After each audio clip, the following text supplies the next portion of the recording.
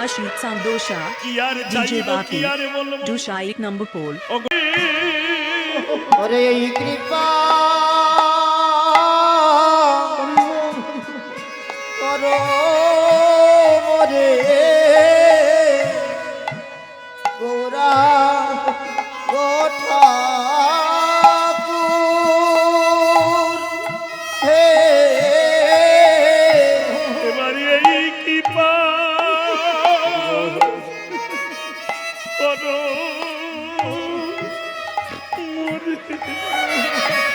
ওরে গৌরাঙ্গ ঠাকুর হে। ওরে কৃপা করো মোরে গৌরাঙ্গ ঠাকুর হে। তোমার আভরণে আরে মাঝে রাখো করো দুঃখ মিনপুর। হে, তোমার আভরণে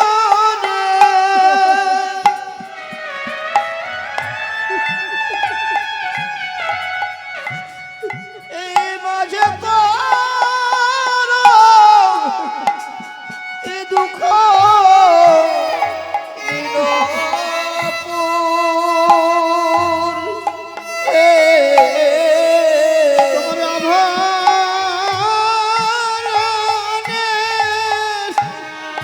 মাঝে রেখো করো দুঃখ পুর হে। আমি বেজে বলবো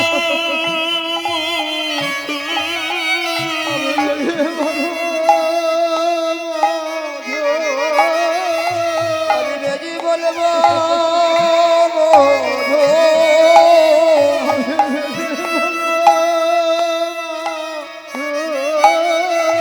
আমি বেজি বলবো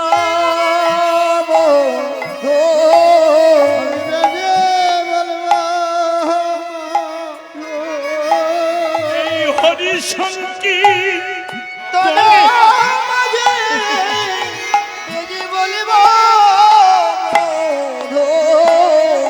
হরি সংকীর্তন মাঝে বেজি বলবো মধু। হরি সংকীর্তন মাঝে আমি অগণিত ভক্ত অমরিত ভক্ত দ্বারে অমরিত ভক্ত সঙ্গে আমি অমরিত ভক্ত সঙ্গে অমরিত ভক্ত সঙ্গে আমি বেজে বলবো মধু। হরে কৃষ্ণ হরি বল। চেয়েছো কোনদিন? চেয়েছো ভগবানের কাছে? প্রণাম করেই সঙ্গে সঙ্গে আমার মেয়ের চাকরিটা যেন হয়ে যায় ঠাকুর। আগামী বছর একটা কীর্তনের দল না হয়, 3টে মালসা, একটা কিছু বাসনা, তাই না? অপরাধ নিষ্ণামা এই বাণী যাদের বদনে আসে তাদের জানবি ভালোবাসা হয়েছে, কিন্তু ভালোবাসা হয়নি। ভালোবাসা কেবল শুধু পাওয়ার নেশা, আর যাদের হয়ে যায় ভালোবাসা তাদের আর পাওয়ার নেশা থাকে না। কেন জানিস? তারা অন্তরে ভাবে, এক ফোঁটা, খুব গভীরে বলছি বাবা, কাম গায়ত্রী কাম বীজ থাকলে আস্বাদন করো। সব আসরে বলি নাই সব কথা, খুব ভজনের জায়গা তো। এক ফোঁটা শুক্রাণু থেকে মাতৃ গর্ভে কে আমার এত সুন্দর করে সাজিয়ে দিল বলতে পারো?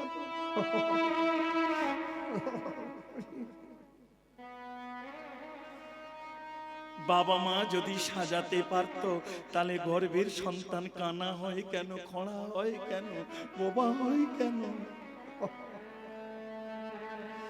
যে আমাকে এমন সুন্দর করে সাজিয়ে দিল, আমার জীবনে তো একবার তার কাছে সাজানো তো দূরে থাক, যে দুটি নয়ন দিল সেই নয়ন দিয়েও তাকে একবার দেখতে চাইলাম।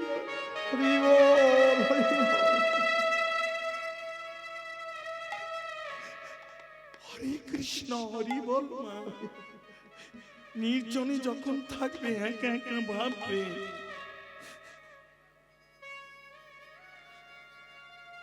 সেবা বাইরে নয় রে, সেবা ভিতরে। এই দেখ, সেবার কথা একটা বলি, ছোট্ট করে বলি বাবা, রাধে রাধে। ছেলে অফিসে যাচ্ছে, বৃদ্ধ মা বারান্দায় পড়ে আছে তো, কারণ প্যারালাইজ রোগী, মলমূত্রের উপরে। তা বলছে, খোকা রে তুই অফিসে যাচ্ছিস? হ্যাঁ মা। বৌমারে বল না আমাকে একটু সকাল সকাল দুটো খেতে দিতে, বয়স হয়েছে তো বড় খিদে লাগে রে বাবা। কারণ বৌমা সিরিয়াল দেখে রান্না করে দিতে দিতে দুটো বেজে যায়, কারণ সকালে তো স্বামী করে দেয়, চলে যায় অফিসে, 7টার ট্রেনে বেরিয়ে যায়। রাগ করো না।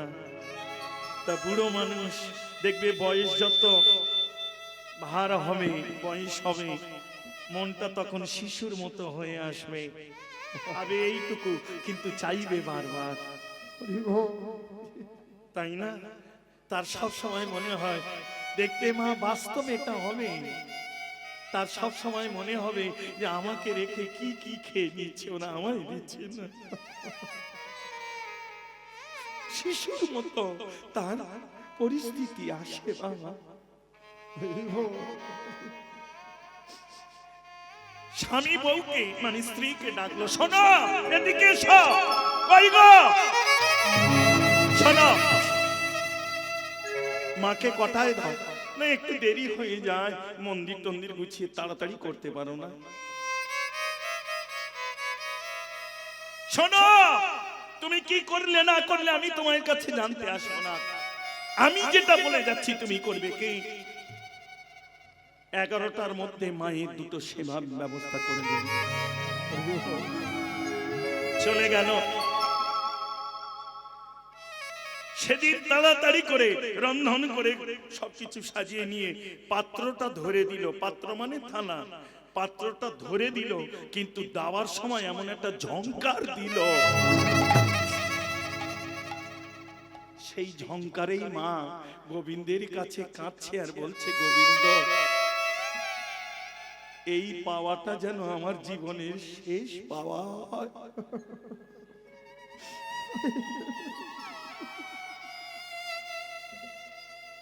ছেলে অফিস থেকে ফিরে এলো,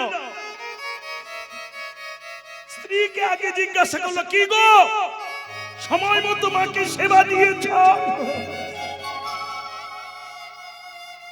বউ উত্তর দিল, মাকে জিজ্ঞাসা করে দেখো, 11টার মধ্যে দিয়েছি।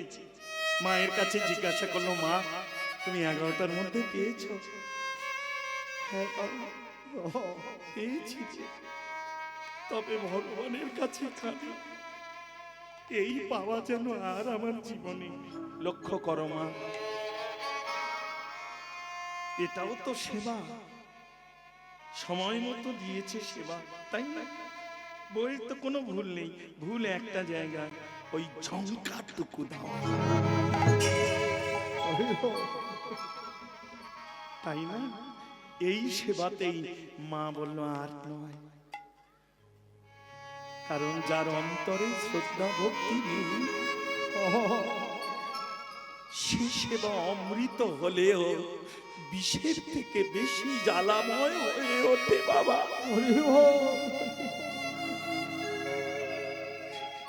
বিষ পার করলে যেমন জ্বালা কষ্ট হয়, যে সেবাতে প্রেম অনুরাগ ভজন শ্রদ্ধা নেই, সে সেবা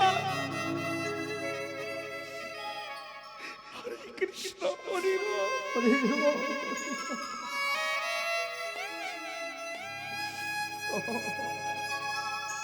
নারী জনমের শ্রেষ্ঠ ধর্ম হলো সেবা। সেবার উপরে নারী জনমের আর ভজন নেই মা। দ্বিতীয় ভজন হলো উলুধ্বনি, অপরাধ নিষ্ণা মা।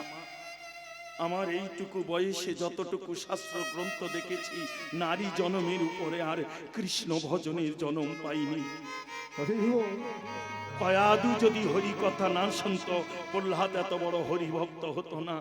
সরমা যদি সাজিয়ে না দিত, তরণী কোনোদিন রামের চরণ পেত না বাবা।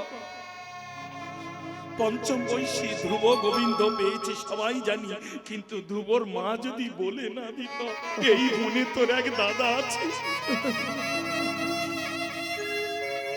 যার সঙ্গে খেলা খেললে জীবনের সব খেলা ভুলে যাবি,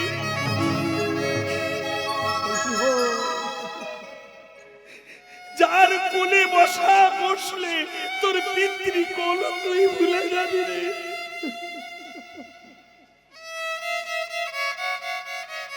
এ তো গেল মাতৃকুল। পত্নীকুল দেখো, গীত গোবিন্দ লিখেছিলেন জয়দেব পেলকে পদ্মাবতী। বিদুর নিত্য কৃষ্ণকে ডেকেছিল, সেবা দিল কে?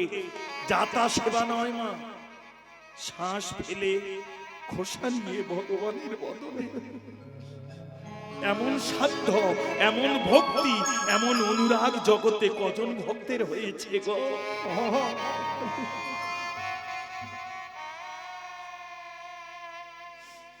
পত্নীকুল, তাই না? দাস রঘুনাথের স্ত্রী সরগোস্বামী জীবনী পড়ে দেখো, পত্নী যদি না বিদায় দিত, ভূতনাথ কোনোদিন, গোবর্ধন রাজা কোনোদিন তাকে ছেড়ে দিত না। যাক, হরে কৃষ্ণ মা। নারী জনমটা হলো শ্রেষ্ঠ কৃষ্ণ ভজনের জনম, সেবার জনম। এর উপরে আর কৃষ্ণ ভজনে। তাহলে প্রেম কি বোঝা গেল?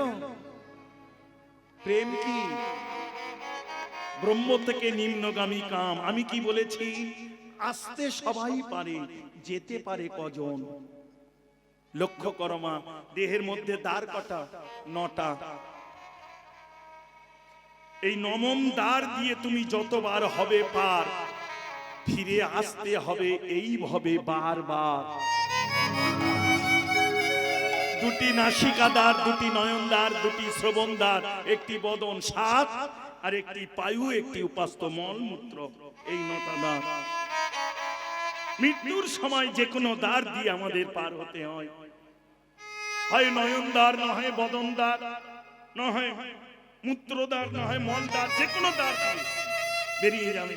বৈষ্ণব জগৎ বলল, এই যত দ্বার আছে পার হলে তোমাকে ফিরতে হবে বারবার। আরেকটি আছে শুদ্ধ গুপ্ত দ্বার। সেই দ্বার দিয়ে যে হতে পারে পার, তাকে ফিরে আসতে হয় না ভবে আর। এই দ্বার দিয়ে পার হয়েছিলেন মহারাজ পরীক্ষিত, যেটি হলো ব্রহ্মদ্বার। এই দ্বার দিয়ে যদি কেউ পার হয়ে যায়, সে জন্ম মৃত্যুর উপরে গিয়ে নিত্য গোলকে, নিত্য নিরঞ্জন রাধা গোবিন্দ চরণ। তাই বাসনা নিয়ে বলল, প্রভু তোমার একদই অঙ্গের শোভা, তার মধ্যে তুমি আমাকে নপুর করে দাও। বৈষ্ণব জগৎ বলল, গো এ জগতে চাইলে কিছু পাওয়া যায় না, করে পাওয়ার নাম হলো কৃপা। কর্ম করো, গোবিন্দ ফল দিয়ে রেখেছে। ও তাহলে আমি নপুর চাইলে হতে পারবো না? বললো না, কারণ যে নপুর হয়ে আছে সে ত্রেতা যুগের ভেগ। রামের কৃপাতে যুগে যুগে সে নপুর হয়ে চরণে আশ্রয় পাবে। তুমি আশ্রয় পাবে কি করে? সঙ্গে সঙ্গে ভক্ত বলল, শোনো ঠাকুর, নপুর যদি না হই প্রভু, তবে এই নিবেদন হে গগন পরে যদি না হয় প্রভু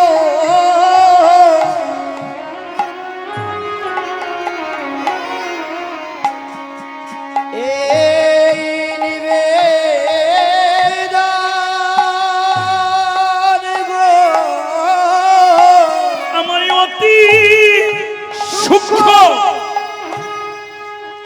ধুলি করা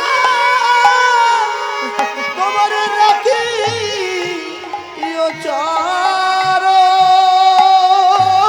গো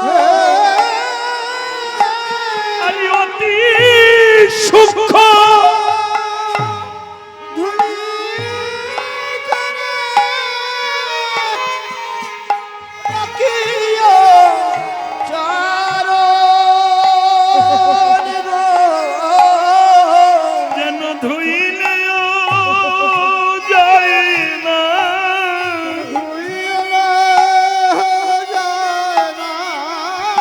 আমায় সূক্ষ্ম ধুলি করে রেখো চরণে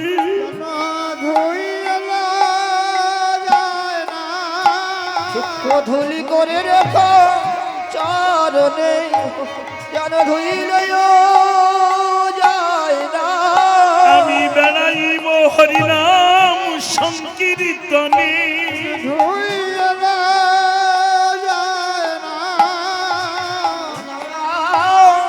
সংকীর্তনে যেন ধুইলেও যায় না বেড়াইব হরিনাম সংকীর্তনে আমার এই বাসনা সদাই মনে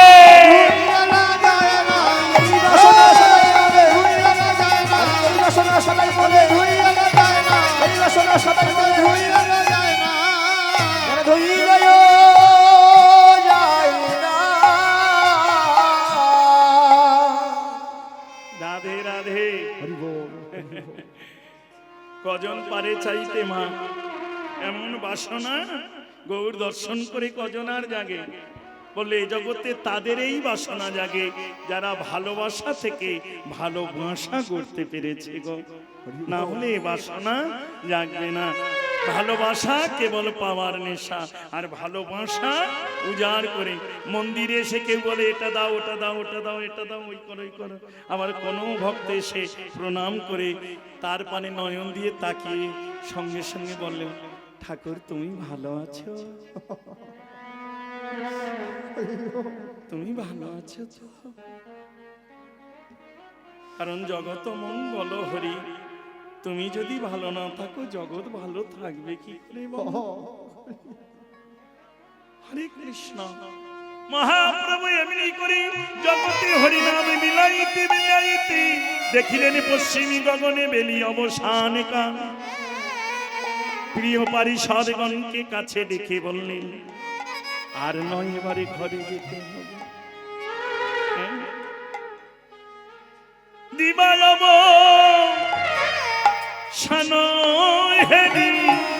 গোরায়া